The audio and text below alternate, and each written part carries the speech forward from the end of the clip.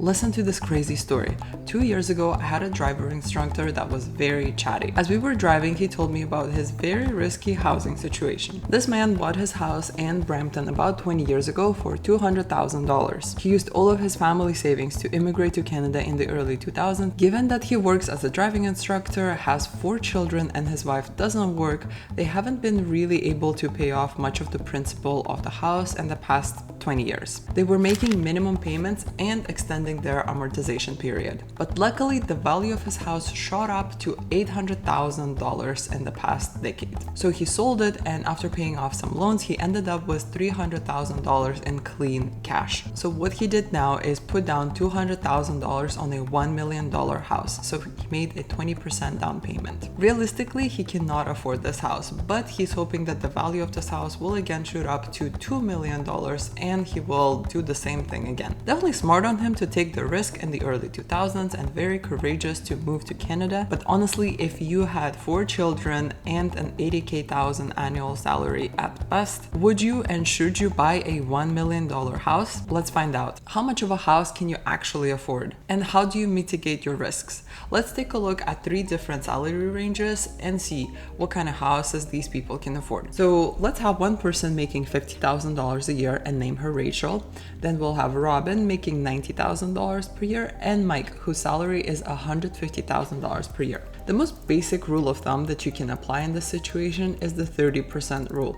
It actually applies to both rent and buying. The rule states that your monthly housing costs should not exceed 30% of your monthly gross income. So in the case of rent, it would basically be just the rent payments. But when it comes to buying the house, the housing costs would include mortgage payment, property taxes, insurance, and condo fee if it's a condo unit. In the case of Rachel, her monthly gross income is $4,166, so her rent or property shouldn't cost her more than $1,249 per month. So if it was actually Rachel from the show Friends, who in the show lived in a very spacious 2-bedroom apartment with her roommate Monica in Manhattan, New York, I think she would have to move to a basement in Brooklyn with her roommate or outside of New York City overall. Robin shouldn't pay more than $2,250. So Robin can afford a studio condo in Toronto, Canada, or a 1,000 square foot townhouse in Calgary. Mike can afford a place up to $3,750.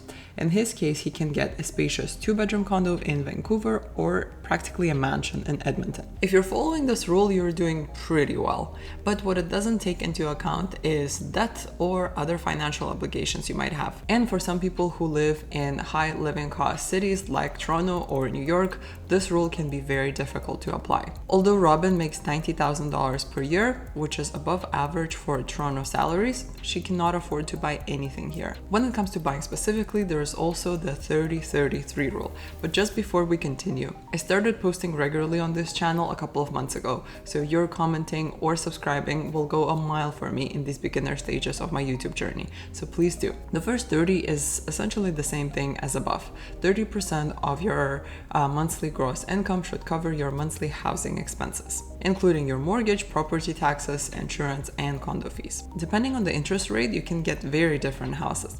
Let's say the mortgage rate is 2.5%, like it was for a while up until 2 years ago. In this case, a $500,000 house with a 20% down payment would cost you roughly $2,150. So both Robin and Mike can afford this place. But you won't be able to get this rate right now. Today you would be looking at 5% in the best case scenario. So the same $500,000 house would cost you roughly $2,700. So out of the 3, only Mike can afford this place now. The next 30 of the rule basically states that you should have 30% of the cost of the house in cash when you buy it. Typically, a good down payment is 20%, so why are we asking for 30? 10% more. Well, that's because if you watch this video up here, you would know what it actually means to buy a house. After putting down 20%, you might also have to pay land transfer tax depending on where you live.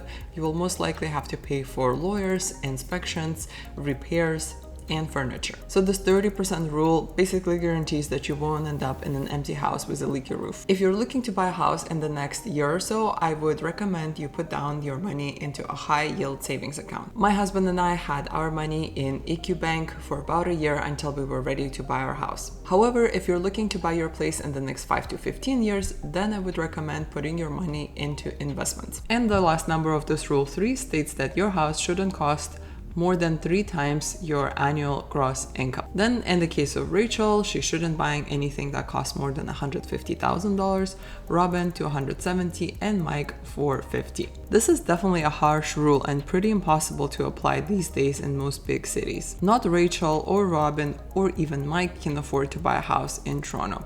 They would have to drive over 3 hours outside of the city for a tiny house that is potentially flooding or burning down. Having assessed our own financial situation, my husband and I realized that we can't buy anything of the right size here in Toronto, and that's why we're moving to Calgary. Prices in Calgary are on average 3 times lower than in Toronto or Vancouver. Although it's very hard, if you are able to stick to the 30-33 rule, you're doing really well. You're either making enough to comfortably afford living in your area, or just like us, you're moving to a cheaper area. The purpose of this rule is to make sure that you don't end up house poor. House poor means that you have your house, but that's pretty much it.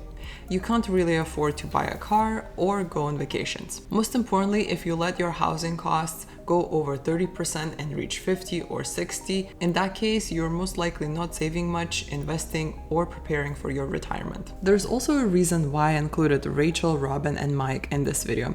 If you watched all 3 shows, you would see that realistically, they shouldn't be able to afford to live in places where they live in the shows. You also have to remember that both Friends and How I Met Your Mother were filmed at a different time, so the salary versus housing costs might have been more balanced out at that time. However, they're also just shows. Don't try to keep up with the Joneses, and instead make the best decisions for you and your family. And lastly, it's definitely rare to see someone make $150,000 in their 20s or 30s. The biggest life hack that you can make to afford a house is to find a partner who also makes money. It is more realistic for the 2 of you to make $150,000 together in a year than just one person making the same amount. So should you pull your money together as a couple, or is it better for your relationship to keep them separate? That's the topic that I want to dive into in my next episode, the 5 ways to manage money as a couple. Thanks so much for watching. If you can please give this video a comment or a like, I would love to hear your feedback and I would be very grateful. See you in the next episode.